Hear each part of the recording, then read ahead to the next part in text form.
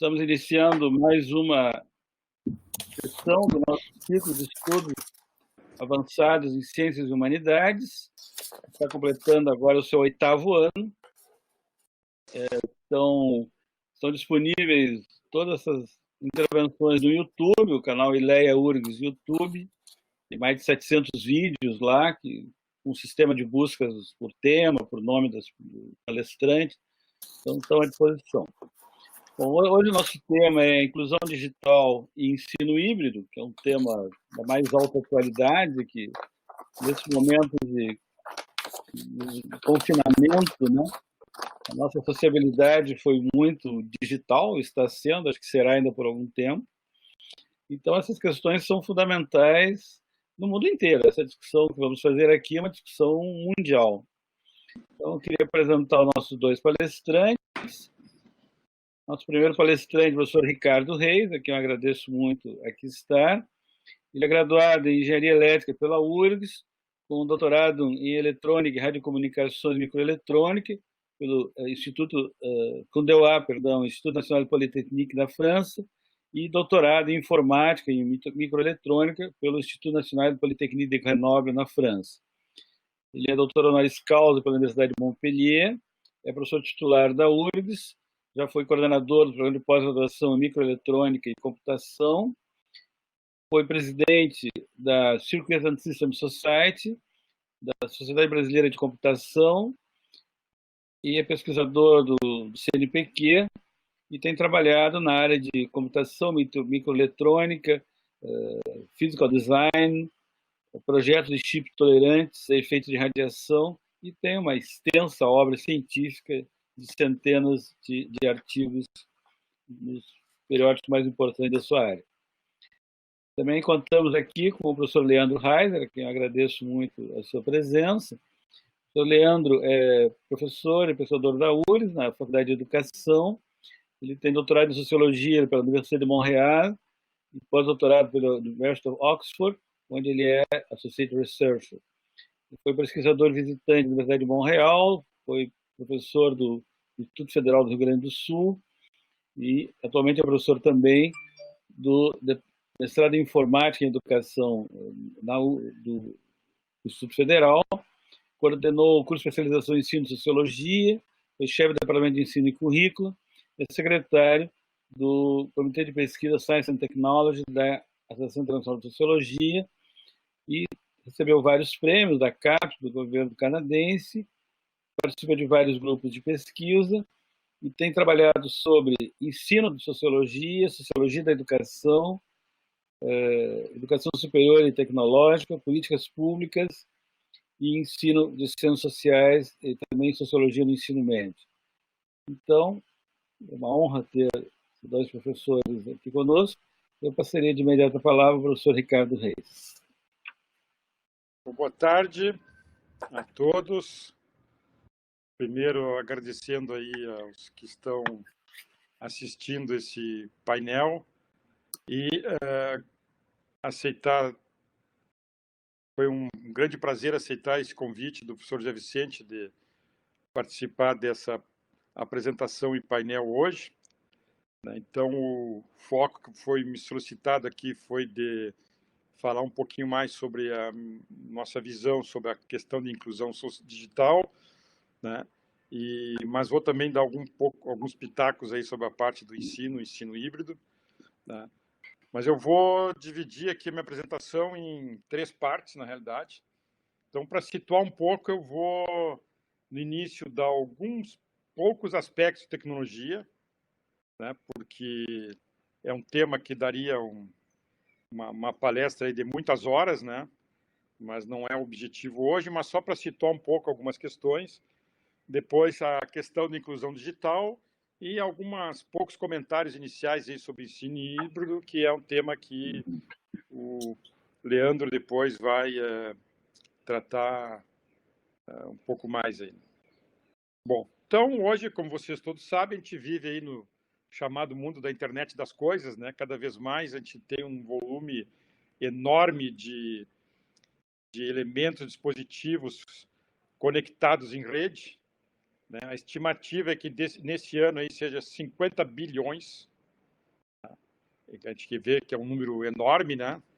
Mas vocês vão ver que existem números maiores que esse que eu vou apresentar daqui a pouco aí.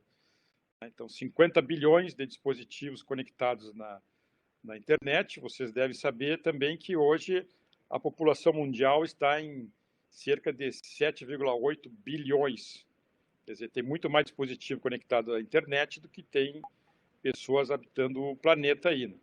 Vocês podem fazer uma divisão desse número de produtos aí conectados à internet pelo número de habitantes, né? Vocês vão ver que se a gente observar os habitantes do planeta, alguns têm muito desse dispositivo e outros não têm nenhum, né? Então, esse é o grande problema em termos de inclusão digital, é que uns têm todos os benefícios possíveis do avanço da tecnologia e outros não têm nenhum.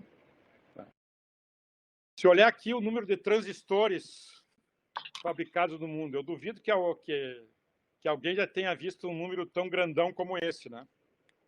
Tá? Então, em 2017, foi 1 sextilhão de transistores produzidos no mundo, né? Esse gráfico aqui eu não fiz em proporcional, porque senão ia estourar a altura da tela, mas se vocês comparar 2017, 1 sextilhão de transistores fabricados, 3 anos antes, 2014, foi 250 quintilhões. Também em português pode ser chamada de quinquilhões, né? Mas quintilhões é o mais usado. Se bem que não tem muita coisa que tem nesse número, né? Também não sei se todos vocês sabem que transistor é o artefato feito pelo homem que foi fabricado em maior quantidade na história da humanidade. Então, vocês estão vendo que essa explosão aí, ela está acontecendo, né? Se essa barra de 2017 fosse proporcional à barra de 2014, ela seria 4 vezes mais alta aqui do que essa aqui. Tá? Então, isso 2017. Agora podemos extrapolar isso aí para 2020, né? Nós já devemos estar acima de 5, 6 sextilhões de transistores produzidos por ano. Tá? Então, isso não para. Tá? Aí vem uma questão de comparação de preços aí. Um grão de arroz, isso saiu num artigo da The Economist, que eu li no avião na época que a gente podia viajar, 10 anos atrás, né? Um grão de arroz tinha o preço equivalente ao preço de 125 mil transistores. Tá? O pessoal comprou um pacote de grão de arroz lá no supermercado na Califórnia e foi numa loja de eletrônico na frente, comprou um chip lá e fez essa comparação aí. Aí alguém pode dizer, bom, mas então para que economizar transistor se é tão barato? Todo mundo poderia ter tudo que equipamento, porque o transistor é barato. Na realidade, o custo de qualquer produto não é o custo simplesmente do custo de fabricação, tem muito mais coisa em cima, né? Mas, se a gente considerar que o transistor é barato, a energia é cara, né? E essa explosão de fabricação de energia no mundo, né, fabricação de transistores no mundo, faz com que, né, quantas plantas de geração de energia serão necessárias para atender toda essa demanda aí da internet da coisa, da internet de tudo. Isso não vai.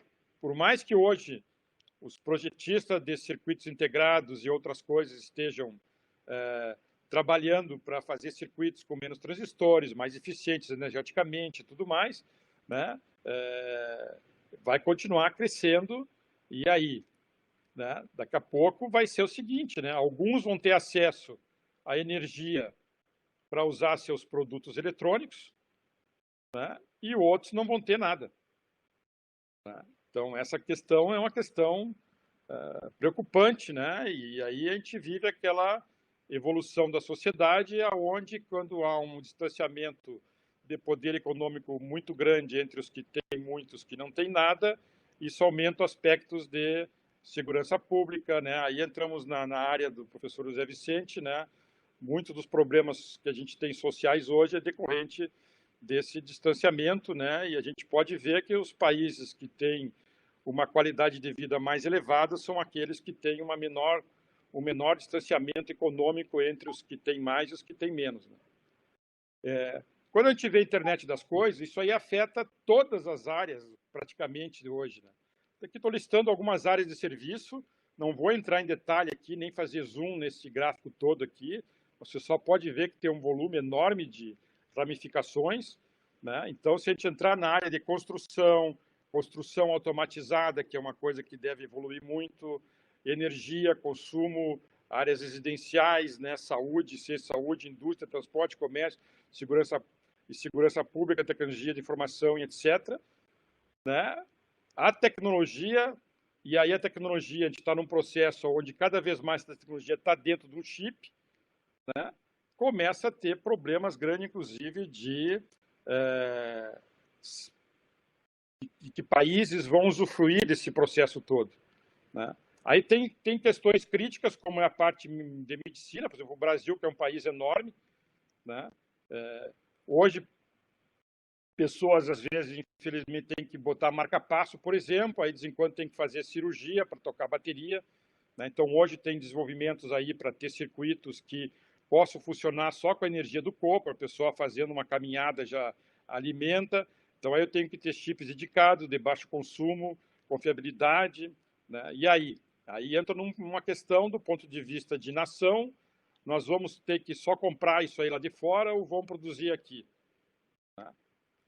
Então, aqui tem um outro exemplo de um circuito, não é o último da Apple aqui, mas 8,5 bilhões de transistores, ou seja, tem dentro de um chip um número de transistores que é maior do que é a população mundial hoje, tá?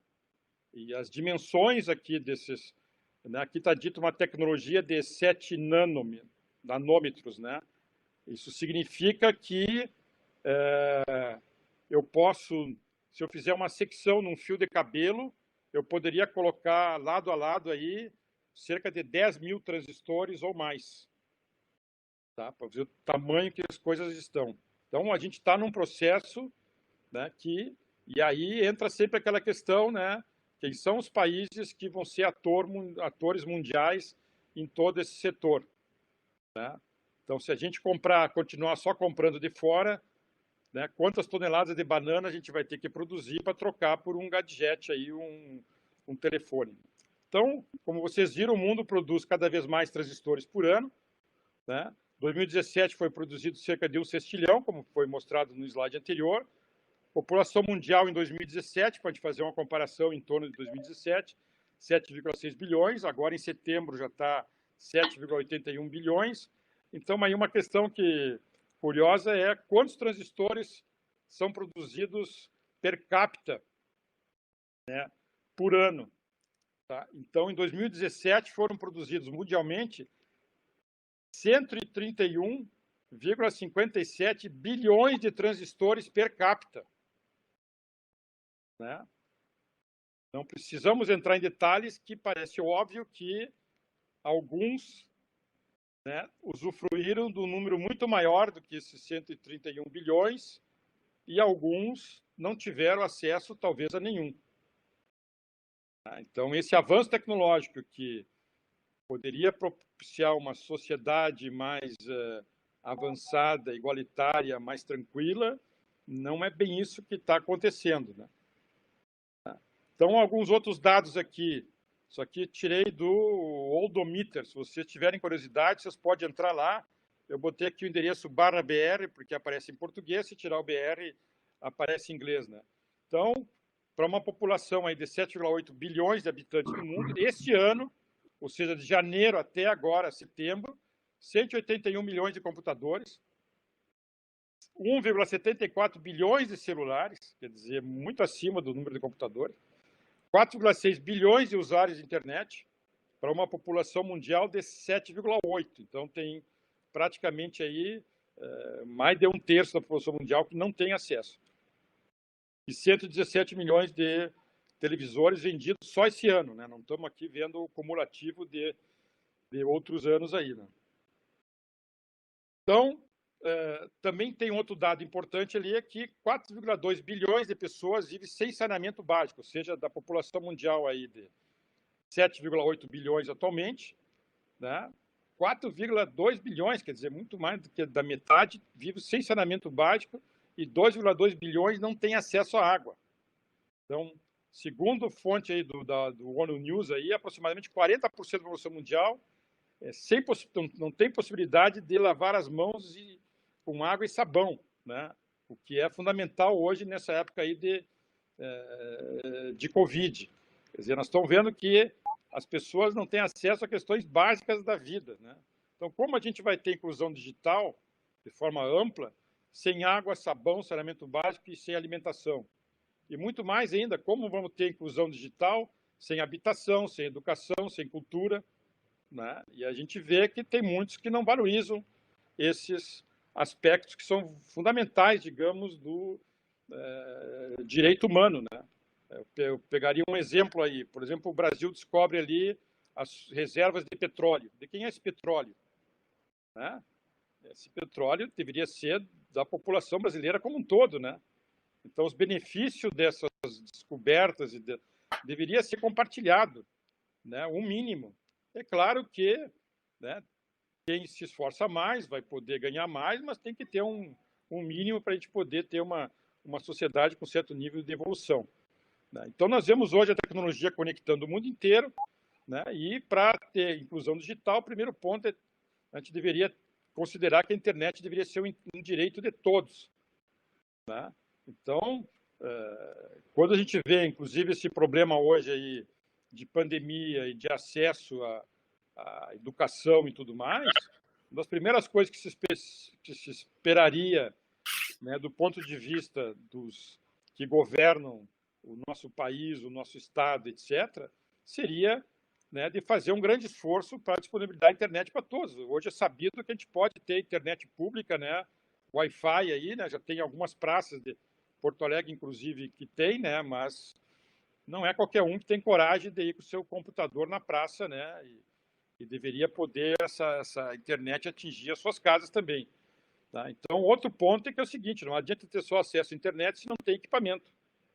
Né? Equipamento hoje, se a gente for ver, um tablet aí, que seria o mínimo, porque o celular eu considero também, alguns usam o celular para assistir uma aula, mas eu acho algo muito reduzido, né?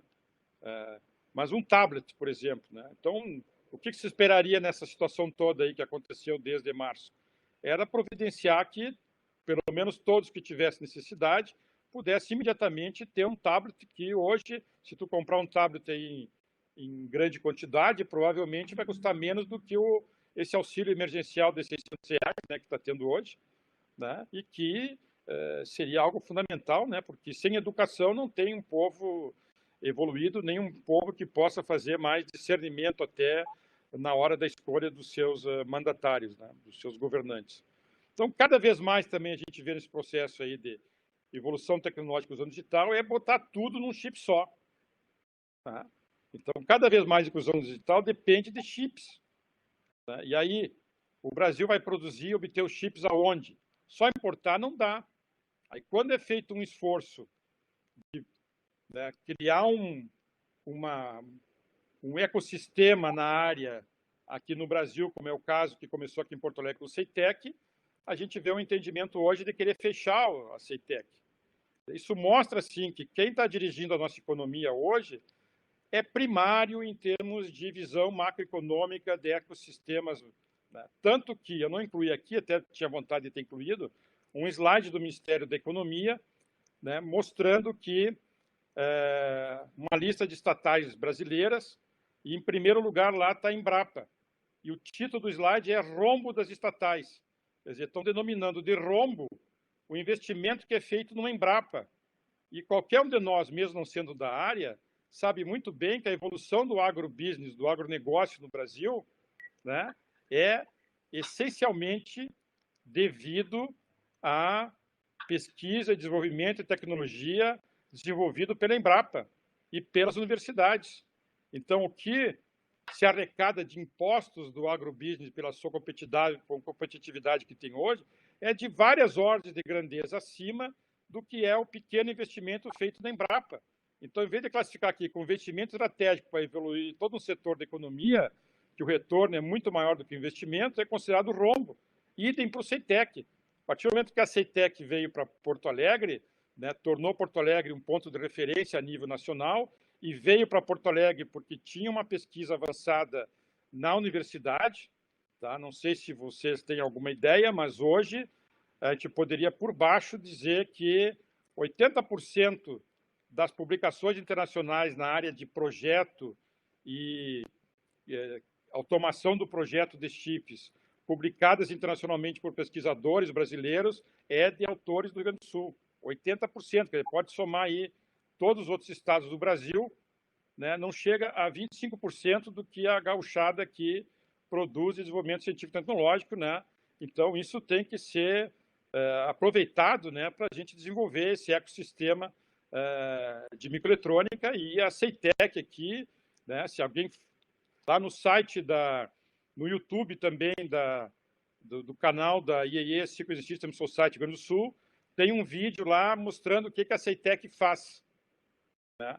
Então, olhando lá, vocês vão ver que tem coisas extremamente importantes, coisas que já deveriam estar sendo usadas, como o chip do passaporte, né? É o único país do hemisfério sul que tem um chip de passaporte validado internacionalmente pelos organismos que fazem isso, né? E, no entanto, a Casa da Moeda até agora não passou a usar esse chip. Quer dizer, por quê? Muito estranho, né? Então, a gente poderia, mas vocês olhem lá, vocês vão ver, a gente poderia falar um monte sobre esse assunto aí, mas, né, não temos, infelizmente, não temos tempo aqui hoje, né? Mas é importante que a gente tenha a produção do conhecimento local para a gente poder ter essa capacidade de desenvolver desse ator mundial no setor, de forma que a gente possa ter recursos, né, para que esses recursos possam ser usados, né, para uma maior inclusão social e inclusão digital da nossa sociedade, né? E nós temos um exemplo aqui de um projeto extremamente significativo.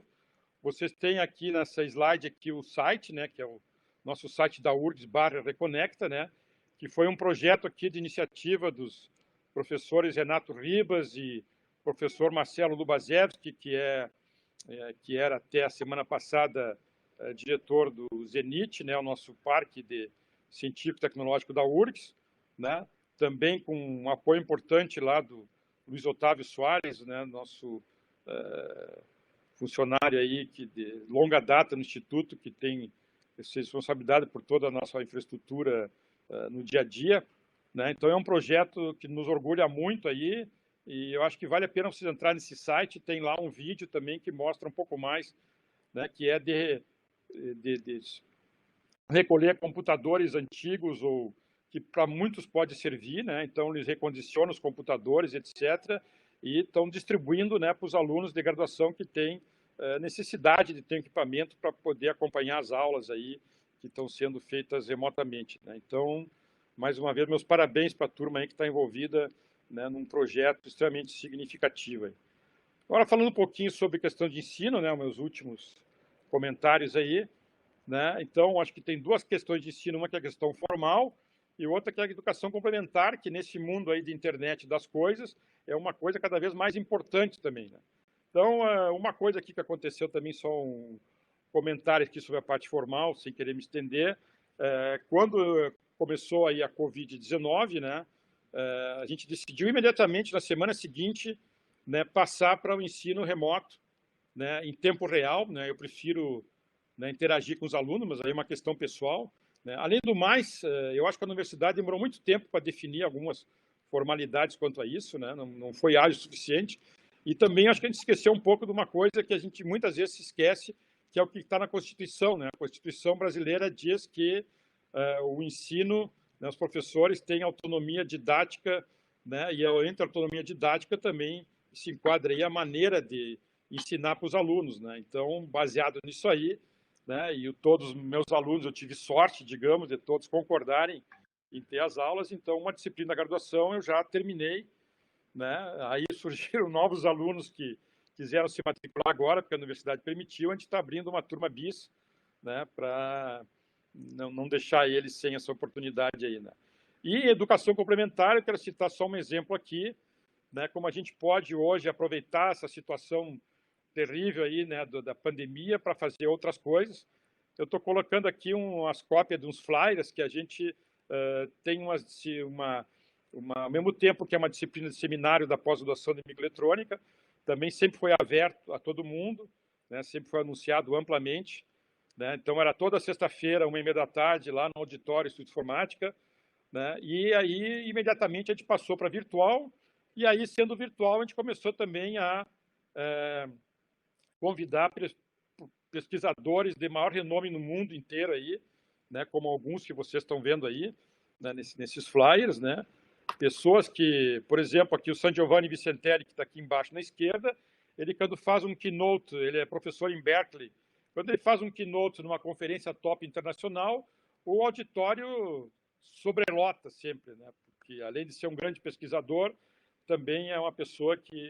Então, o que aconteceu? Nós transformamos esses seminários internos aqui, locais, apesar de eles serem abertos aqui, mas presenciais, né, em palestras que estão sendo divulgadas para o mundo inteiro, e a gente tem tido assistência da Rússia, da Inglaterra, da França, da Alemanha, dos Estados Unidos, Canadá, uma lista enorme de países. A gente vê que às vezes até um japonesinho lá se acorda de madrugada para ver, né? Apesar disso, fica disponível umas horas no YouTube, né, para o pessoal assistir ainda aquela apresentação na sua origem, né? Então, tem tido um número expressivo aí.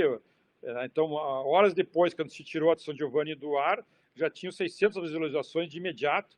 Então, essas palestras depois são processadas e são retornadas no canal YouTube. Então, quem entrar aqui no canal YouTube da IECAS Rio Grande do Sul, né, pode ver lá uma série de palestras que estão gravadas. Inclusive, a gente se dá até a oportunidade de convidar para a Session Chair pessoas de outros países também, né? Então, mostra que a gente tem que ser, né, podemos, né, usar essa oportunidade para mostrar também um pouco mais do que é feito aqui no Brasil. Quem sabe a URGS também não poderia, então, gerar um número maior de cursos que fossem divulgados para o mundo inteiro, né? E especialmente aqui eu daria um exemplo em termos de língua portuguesa, né? Então, para países de língua portuguesa, como vários países da África, quer dizer, tem um conjunto enorme de oportunidades, e claro que o grande problema que a gente vê sempre é que as pessoas têm que ter acesso, né? Então, o grande problema que a gente vê hoje também em toda essa parte de ensino remoto e híbrido é o déficit de atenção e concentração das pessoas, né? E, dito isso, né, vocês, eu recomendo aí, se alguém já não viu ainda, no Netflix tem um documentário que entrou no ar há pouco tempo aí sobre a questão das redes sociais, né? Então, esse debate é muito interessante, né? Opa, aqui teve um que não entrou, né? Então, acho que eu já falei mais até do que eu devia, né? Falei 25 minutos aqui em vez dos 20, né?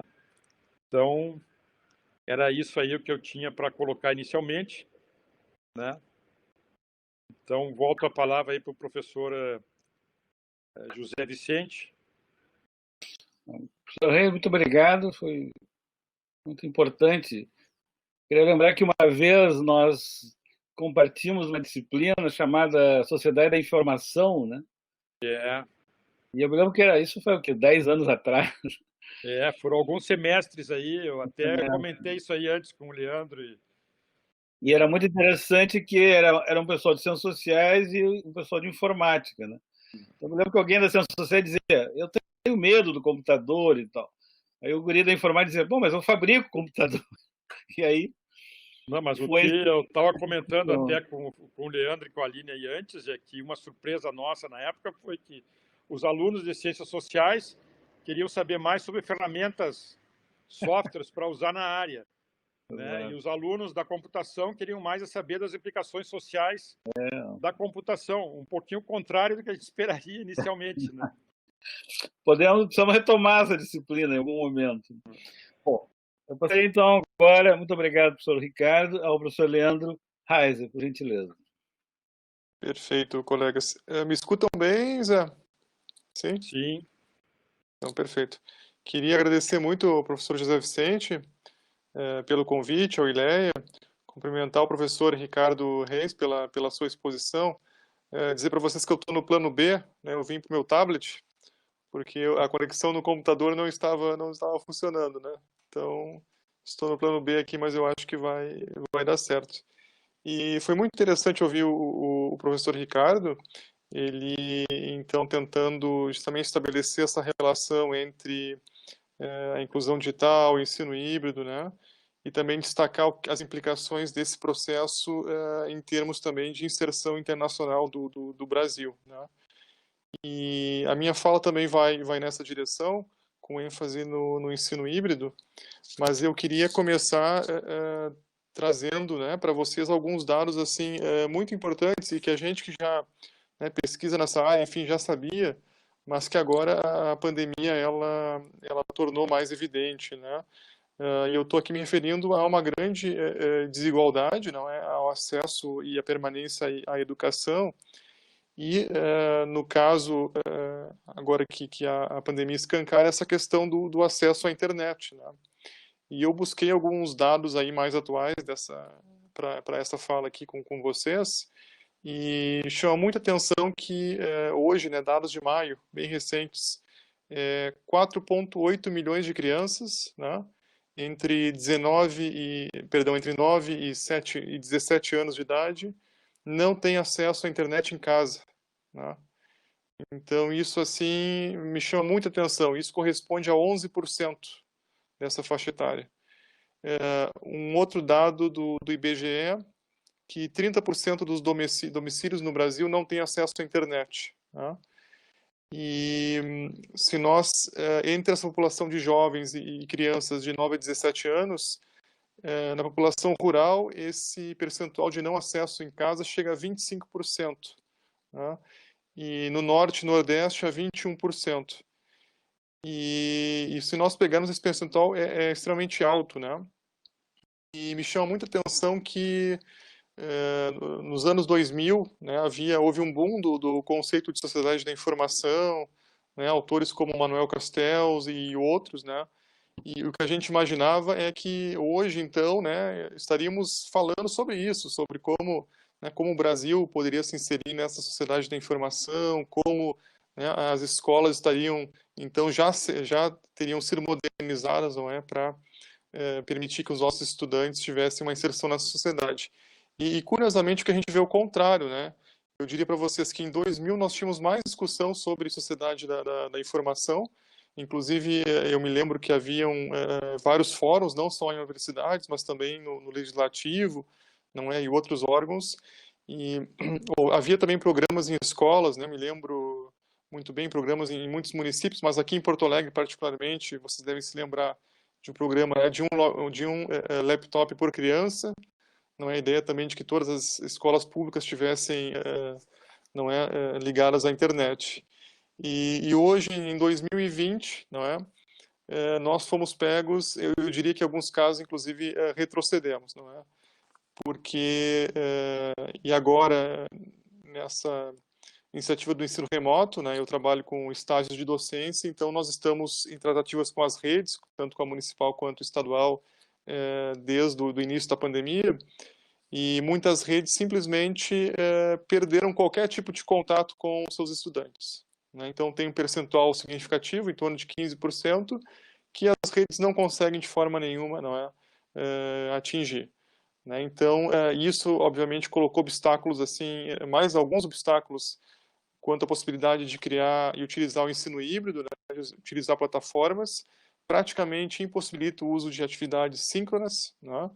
E o que está se fazendo, então, quer com o uso do Google Meet, né, quer com o uso de uma plataforma chamada Cortex, no município de Porto Alegre, é um uso assim assíncrono, né, muito mais como um repositório de materiais e envio de materiais, não é? Então, eu gostaria, assim, de trazer esses dados iniciais para a gente discutir, e o que tem saltado também aos olhos, né, algo que não é novo, que é essa desigualdade entre a rede pública de ensino e a rede privada, não é? Que a gente já vinha observando em diversos, através de diversos indicadores, e que a pandemia, digamos assim, ela vai deixar, não é, mais evidente. E vejam, né, então nós temos esse alto percentual de estudantes, né, que não tem internet em casa, aqueles né, classes populares que têm ainda internet, de alguma forma, geralmente ela é apenas no smartphone, né? Essa ideia da gente pensar que eles teriam em casa um computador, né, de uso individual, né, e mais do que isso, um cômodo no qual eles pudessem ter certa tranquilidade para trabalhar é a exceção, né? E se a gente, então, pegar estudantes de classe média, média alta, enfim, e Eli, né, a gente vai ver que eles têm todo tipo de apenas um computador pessoal, mas como um tablet, né, smartphone, enfim, uma conexão também ultra veloz, não é, né, fibra, um cômodo para estudar, enfim, o seu próprio quarto, não é, e tudo mais. Inclusive, muitas escolas privadas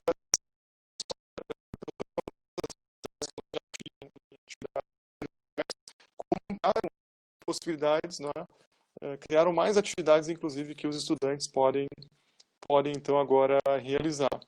E isso então evidente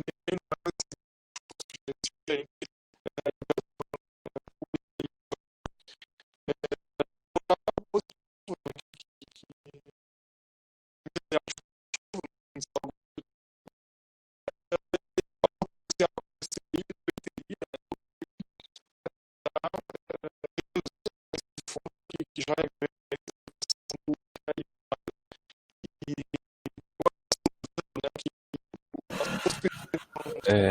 Professor Leandro, pois não.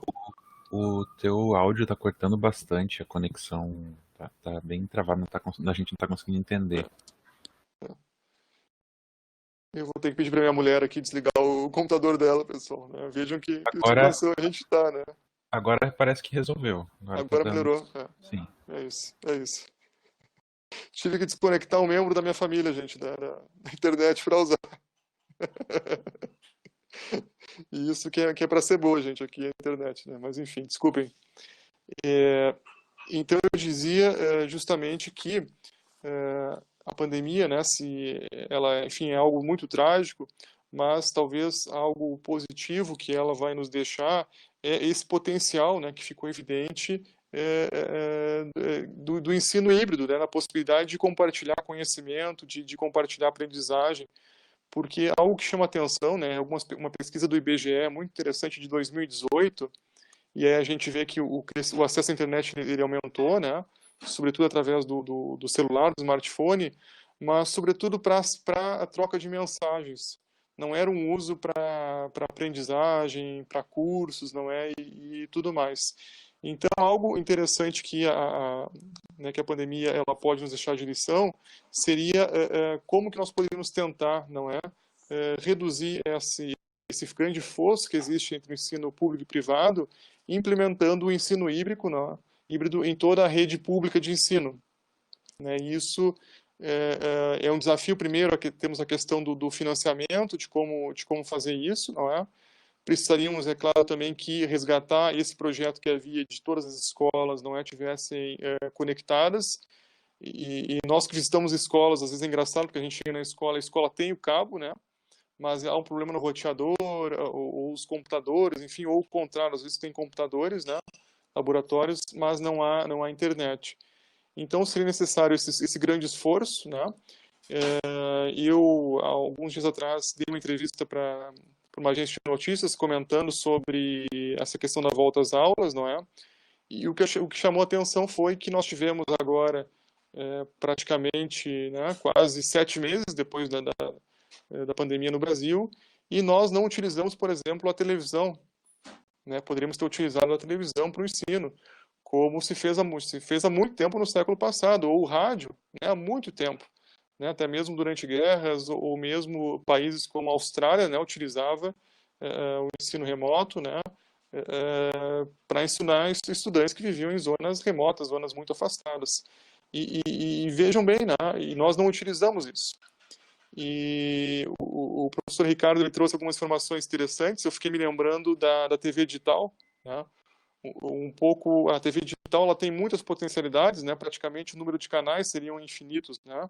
Por que não se criou então um canal nacional, né? Ou pelo menos no caso das escolas, um canal para cada série, não é? E aí no qual nós teríamos conteúdo diário, não é, vinculado, que seria complementado de forma remota pela atuação dos professores. E então não se fez, se perdeu-se, né, essa oportunidade. Claro, ela ainda está no horizonte, né? Mas me chama muita atenção que esse potencial também da televisão e do rádio, já que a internet nós temos esses problemas, ele não foi utilizado. Da mesma forma, me chama muita atenção por que não foi enviado um tablet, né, para cada estudante brasileiro, com chip, não é? E com livros didáticos, tá? E então vejam assim, né? Poderia ter se enfrentado, né? Essa grande crise.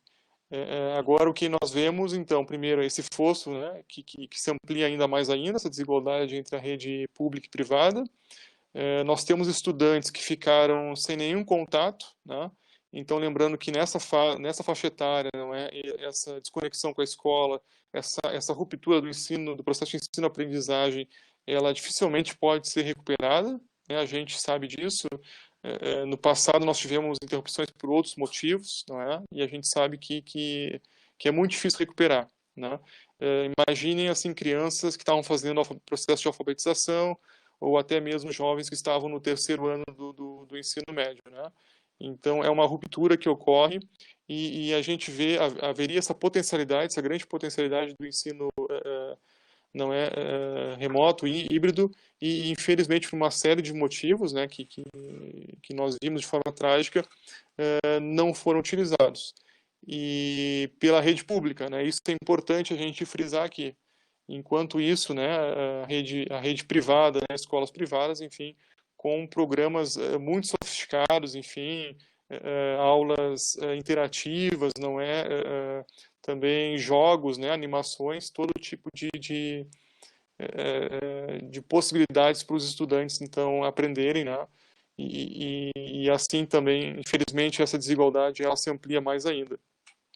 E eu queria contar um pouco para vocês como que está sendo também essa interação com as redes de ensino aqui de Porto Alegre, tanto a estadual quanto a municipal, porque obviamente que a gente também compreende a complexidade desse momento, também que não deixa de ser uma crise, né? Uma crise humanitária, um sofrimento muito grande para pais, né? Estudantes e suas famílias. E nós temos buscado, então, a inserção dos nossos docentes e também dos nossos estagiários, né, os estágios de docência, de uma forma humanitária, tanto para auxiliar os professores do estado, do município, aquelas escolas e estudantes, para tentar recuperar, não é, esse fosso aí que se aprofundou mais. As dificuldades são imensas, assim, que se enfrenta, não é, desde de como lidar com estudantes que não têm qualquer acesso realmente, que nem mesmo conseguem preencher alguns formulários, né, básicos para contato e tudo mais. Nós temos utilizado também alguns mecanismos, né, que não são... nós temos um laboratório virtual que se chama LabVIEX, que é de ensino de ciências sociais, e nós fizemos toda uma parte dele, que virou um Moodle, né, Moodle Colaboração, ele está disponível para a comunidade pode acessar, e também nós tínhamos criado já um curso, um MOOC, um curso autoinstrucional no Lumina, que nós também agora abrimos para toda a comunidade pudesse, né, utilizar esse recurso como uma forma, digamos assim, de fomentar e de tentar reduzir, não é, essa crise que nós vivemos na educação. Mas, como eu disse, essa crise toda ela nos mostra as possibilidades, né? E o que nós vimos aí, inclusive com seminários, não é, essa possibilidade de estar acessando conteúdos de diversas partes do Brasil, de pelo menos países de língua portuguesa, não é, se não países de outras línguas também, e tentar também concentrar em alguns lugares, não é, informações, é algo muito interessante, algo assim que queria chamar a atenção de um projeto também que não foi continuado. Vocês lembram? O próprio MEC, alguns anos atrás, ele criou o portal do professor, que a ideia era ali concentrar, não é, por exemplo, objetos virtuais de aprendizagem, recursos digitais, não é? E isso acabou depois se descontinuando, não é?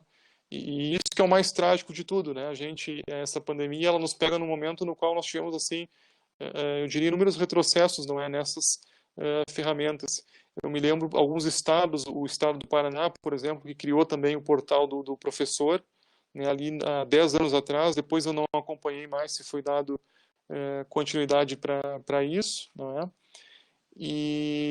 Mas assim, essas possibilidades, né, eu repito, elas estão no nosso horizonte, não é? Cabe também, eu acho que as universidades têm um papel importante nisso, em se aproximar das redes de ensino, em discutir como levar também essas inovações para as escolas e pensar em alternativas. Eu acho que essa é a grande palavra, não é? Como pensar alternativas que tem que ser baratas, né? Porque a gente sabe que o financiamento também agora público ele é muito difícil, não é, da gente conseguir. Mas se nós não fizermos isso, realmente, né, nós teremos não só essa grande tragédia humanitária de perda de vida, mas também essa trajetória em termos cognitivos, em termos acadêmicos, e isso, né, resgatando esse conceito de sociedade da informação, ele é fundamental, a gente sabe disso, né? A gente sabe que o Brasil já vinha, né, inclusive com dificuldades em criar postos de trabalho qualificados, né? Em alguns casos até havia o posto de trabalho qualificado, mas não se conseguia mão de obra qualificada. E essa crise que nós tivemos, ela é mais um elemento a realmente complicar esse cenário. Então é fundamental que a gente retome, não é, essa discussão da sociedade da informação no Brasil, sociedade do conhecimento, e sob pena, né, do Brasil, dos brasileiros, eles realmente ficarem apartados, não é, do acesso a essas tecnologias, né?